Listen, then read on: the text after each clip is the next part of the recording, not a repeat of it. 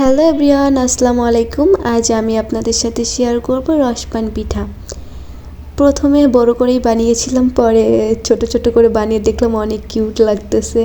আমার কাছে তো অনেক ভালোই লাগতেছে ছোট ছোট কিউট কিউট রসপান পিঠা। আগে থেকেই আমি ময়দা মুথে রেখেছিলাম, তারপরে আমি ছোট ছোট ডো বানিয়ে রুটির মতো আস্তে আস্তে করে বেলে নিতেছিলাম। এই তো দেখতেই তো পাচ্ছেন, অনেক বড় করেই বেলে নিতেছিলাম, পাতলা করে আর কি, যেহেতু রসপান পিঠা হবে।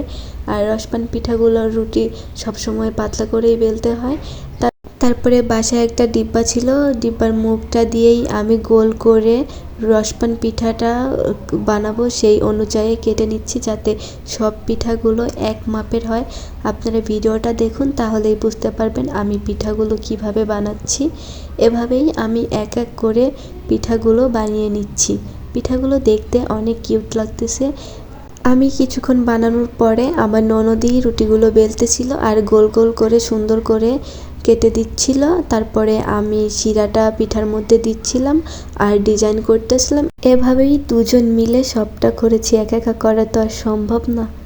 এই তো আমার অনেকগুলো পিঠা বানানো রেডি হয়ে গিয়েছে, এখন আমি পিঠাগুলো ভেজে নিব। তারপরে এই তো তেলটা গরম হওয়ার পরে আমি এক এক করে পিঠাগুলো দিয়ে দিচ্ছিলাম আর একটু পরপর নেড়ে চেড়ে দিচ্ছিলাম, যাতে সুন্দর হয় পিঠাগুলো, ভাজা কাঁচা না থাকে।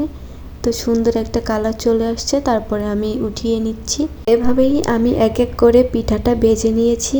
এই তো আমার পিঠা ভাজা শেষ, আমার পিঠা রেডি। আপনাদের কেমন লেগেছে পিঠাগুলো কমেন্টে জানিয়ে দিবেন। আর আমার ভিডিও ভালো লাগলে একটু লাইক কমেন্ট শেয়ার করে দিয়েন।